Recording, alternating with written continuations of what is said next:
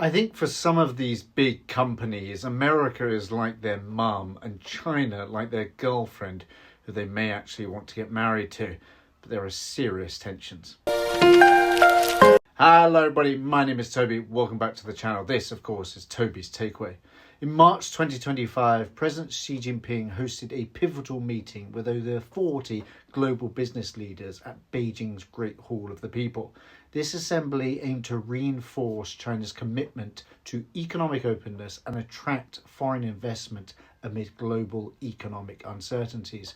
The reasons for the meeting: well, facing challenges such as a property market downturn and trade tensions, China sought to assure international businesses of its dedication to fair market practices and globalization. He also said that embracing China is embracing opportunity. President Xi emphasized China's role as a protector of international trade and criticized the weaponization of trade policies by certain nations. 5 points if you can guess who the current economic agitator is. Now let's talk about the notable attendees. The gathering included prominent figures from various industries. Forgive my pronunciation. So we've got Ola Kalenius, the CEO of Mercedes-Benz, Oliver Zipse, CEO of BMW, Cristiano Amon, CEO of Qualcomm, Stephen Schwartzman, CEO of Blackstone Group, Ray Dalio, founder of Bridgewater Associates, and Akio Toyoda, chairman of Toyota. There was also J.Y. Lee, executive chairman of Samsung Electronics. These leaders' participation underscored the global business community's interest in China's economic direction. Pretty much every major company in the world either has part of their supply chain or directly markets their goods in China. I think that's obvious, right? Everybody knows that. So let's talk about implications and decisions. So during the meeting, President Xi reiterated China's commitment to globalization and promised improved conditions for foreign businesses, emphasizing equal treatment and consistent application of laws. He called upon the CEOs to defend global supply chains and resist actions that destabilize international trade. A further 5 points if you can tell me what country's leadership has recently been destabilizing international trade. Had warned of countries, quote, erecting tariff barriers without mentioning which country that might be. So this initiative aimed to strengthen ties with international businesses amid rising trade tensions with the US.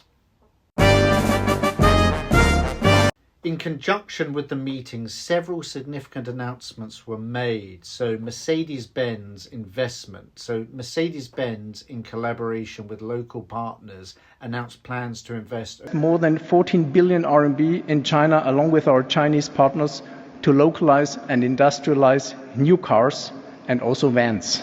Approximately $2 billion to diversify its product lineup in China. But also the largest and the most dynamic new energy vehicle market. So we see this market is going from early adoption to mass adoption of electric vehicles faster and faster. Starting in 2025, the company will localize production of new models, including an all-electric long-wheelbase CLA, tailored for the Chinese market, and a new long-wheelbase GLE SUV, developed by the local R&D team.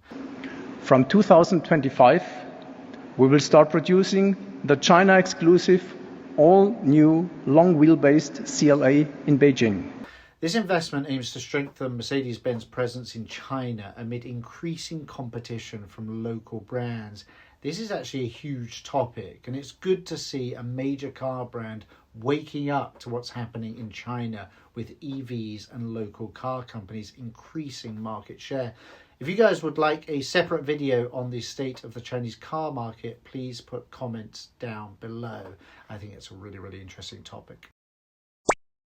Apple CEO Tim Cook attended the China Development Forum in Beijing around the same time, and he also made a notable visit to Zhejiang University in Hangzhou, China, marking the 10th anniversary of the Mobile Application Innovation Program, so a collaborative initiative between Apple and the university. During this visit, Cook announced a donation of 30 million yuan, so approximately $4.13 million, from Apple to establish the Apple Mobile Application Incubation Fund. That's a mouthful. The primary objective of this fund is to provide advanced technical training in areas such as app development, program designing, product designing, marketing, and business operations. And through workshops and internships, plus mentorship programs, the initiative aims to connect student developers with industry leaders and investors, equipping them with the skills necessary to thrive. So many apps are made here in China. It's really incredible. So this donation builds upon a decade-long partnership between Apple and Zhejiang University. So since 2016, their joint mobile application innovation competition has attracted over 30,000 participants from nearly 1,000 universities across China, fostering a new generation of app engineers, entrepreneurs, and educators. The latest contribution brings Apple's total support for the competition to 80 million yuan, so approximately $11 million.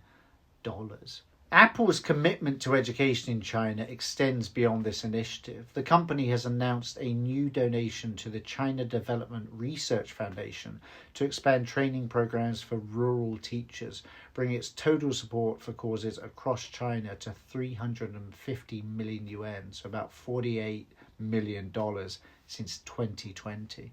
In summary, Apple's recent donation to Zhejiang University underscores its dedication to nurturing technological innovation and education in China, fostering a skilled workforce poised to contribute to the global app economy. I'd also like to make a separate video on Apple in China because the company is so intertwined here. In fact, at one point, it accounted for an extraordinary amount of Sichuan Chengdu's local GDP. Guys, let me know if you would be interested in a video like that. I'm really interested in the topic. I may just make it anyway, but please let me know if you're interested. All right, let's talk about implications for China and global relations. So for China, these engagements signal a proactive approach to sustaining economic growth by attracting foreign investment and reinforcing its position in global trade networks. For international companies, the meeting provided assurances of China's openness to business and its commitment to fair trade practices, potentially influencing future investment decisions. In summary, President Xi's meeting with global CEOs, coupled with significant investment announcements like that of Mercedes-Benz and Apple, reflects China's strategic intent to navigate economic challenges and foster international collaboration, maintaining its integral role in the global economy. I'd be very interested to see if similar meetings were convened by leaders in other countries. Guys, that is it from me. Thank you very much for watching. If you haven't already liked and subscribed, please do so. But for me, Toby's Takeaway, in China, of course, that's a wrap. Bye-bye. Thank you. 再见.